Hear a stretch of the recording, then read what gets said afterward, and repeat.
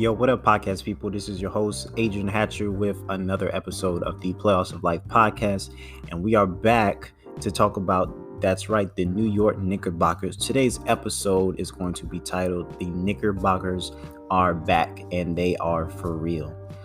Today, we are going to dive into what changes were made to bring the New York Knicks back to dominance, as well as describing the different things that I believe each player has done to extend their game to another level in order to get the New York Knicks to the playoffs. And we'll start this off by talking about RJ Barrett. RJ Barrett, young point guard, entered the league just a few years ago, has tremendously developed his game to a point now where he is a consistent knockdown threat from deep. And I think that has done so much for his game to the point where his three-point shot is more consistent. His pull-up game is deadly now. It opens up driving lanes, not only for him, but also opens up driving lanes for the other players on the team. I'm talking about players such as Emmanuel Quickly, Derrick Rose, Reggie Bullock, Julius Randle, who has probably thrived just as much or more from the New York Knicks becoming a top team in the East. But in the case of RJ has shown that he can be the player. He can be a starting point guard in this league, but not only a starting point guard, but probably a franchise point guard for the New York Knicks. Now, does that mean that the New York Knicks shouldn't pursue a top level free agent such as a point guard in free agency? I don't think so. I think they should. I think they definitely go with what's best for the organization. And if you have a piece such as an RJ Barrett, I wouldn't say give him up, but I would definitely say he is an asset to your team, whether that is trying to convince a top level free agent to come to the team because of RJ Barrett and a Julius Randle and others, or giving up RJ Barrett in order to receive one of those top level free agents. But other than that, I am tremendously happy for RJ Barrett. I think that he has shown that he does deserve to be the starting point guard for the New York Knicks, even though a lot of people doubted him during the draft when he was selected. And all kudos to him. And then we have Julius Randle, who has shown that he is all-star caliber. Julius Randle was a Los Angeles Laker at one point. And when I look back at it, the Los Angeles Lakers had so much talent, so much young talent that just needed time to develop and just didn't have the right amount of pieces around to really showcase their game.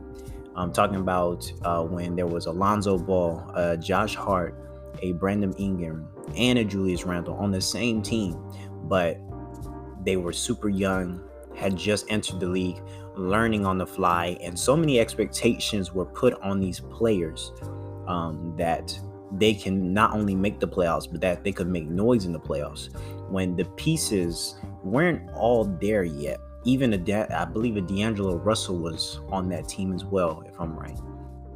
But now that you see them all go their separate ways, you see them thriving. Josh Hart with the Pelicans has become the typical 3-and-D, more on the defender side and still working on developing that three-point shot. But he is definitely a threat, quick scoring threat that can get you a bucket while also giving you really good defense.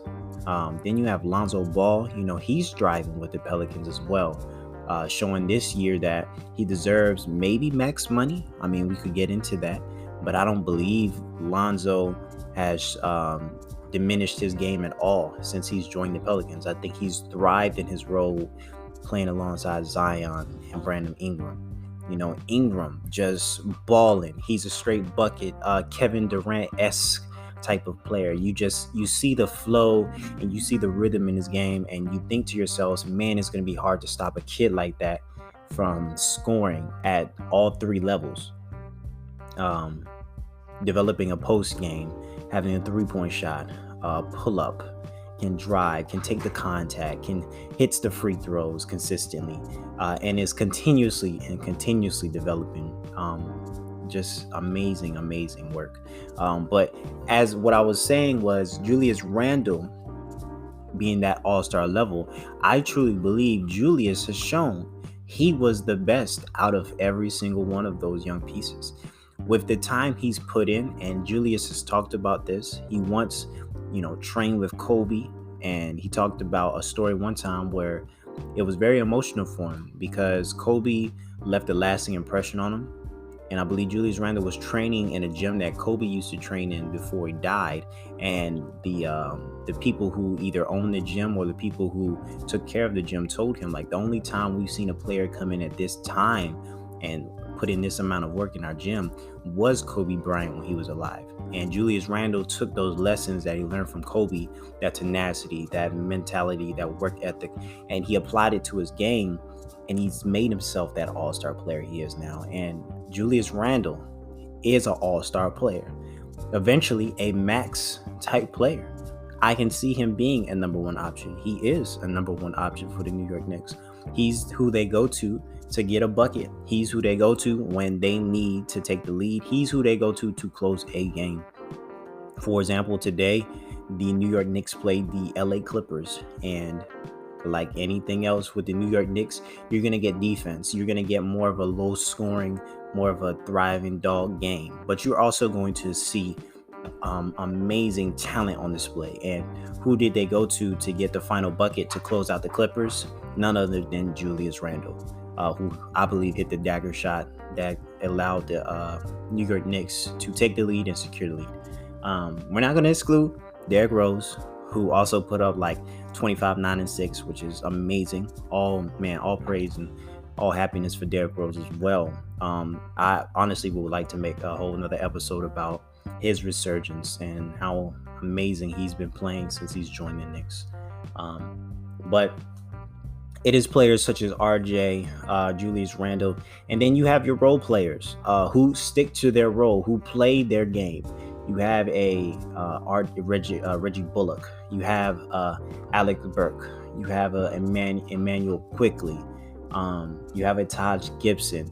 You have Obi Toppin, the rookie, who I believe is getting so much experience and learning so much from playing on a thriving and a playoff team. They are a playoff team, legit.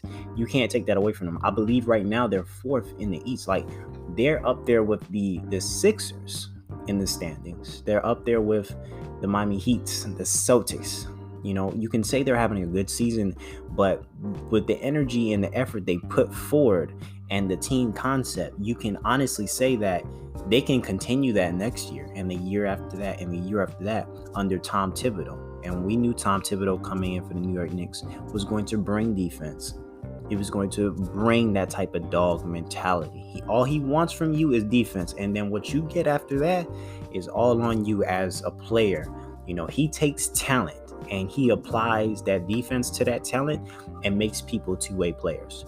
And I believe the New York Knicks have shown that, if anything, they house a lot of two-way players at this point. Now, how far can the New York Knicks get? We will see.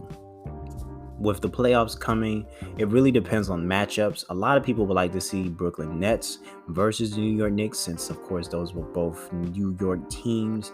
And you would like to see if the New York Knicks could create the upset. Now, I am not of the thought that can happen. Not when you have the type of scoring that you get from a Kevin Durant, a James Harden, and a Kyrie, seeing as they haven't even played together for like more than 7 games. I just feel like in the playoffs, when they turn up the heat, it's going to be too hard to stop them from scoring, and you won't be able to score enough. But I could be wrong. That's the type of underdog mentality that comes with the New York Knicks. You really don't know what they're going to bring until they bring it. With that being said, it's the role players, it's the all-star in Julius Randle. It's also, I believe, a potential all-star in RJ Barrett, and a Hall of Fame coach in Tom Thibodeau, who's shown time and time again when he has talent, such as Derrick Rose in his prime years with Chicago. When he comes to the fray, he is preaching defense, when he gets what he wants, you see the results.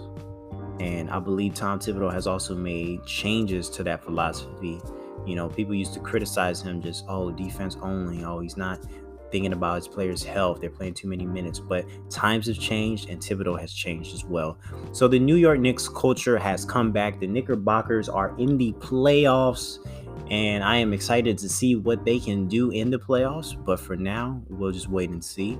Like I said, they just beat the Clippers about an hour ago, and I just wanted to speak on what I felt really contributed to their ascension to where they are now and where they can go from here. They have a lot of young talent on their team, and I can honestly see them being big players in free agency and taking what they get from that and keeping a playoff team and then eventually becoming championship contenders. Time will tell. So with that being said, I will see you guys later. This was another episode of the Playoffs of Life podcast with your host, Adrian Hatcher. I will see you later, guys. Peace.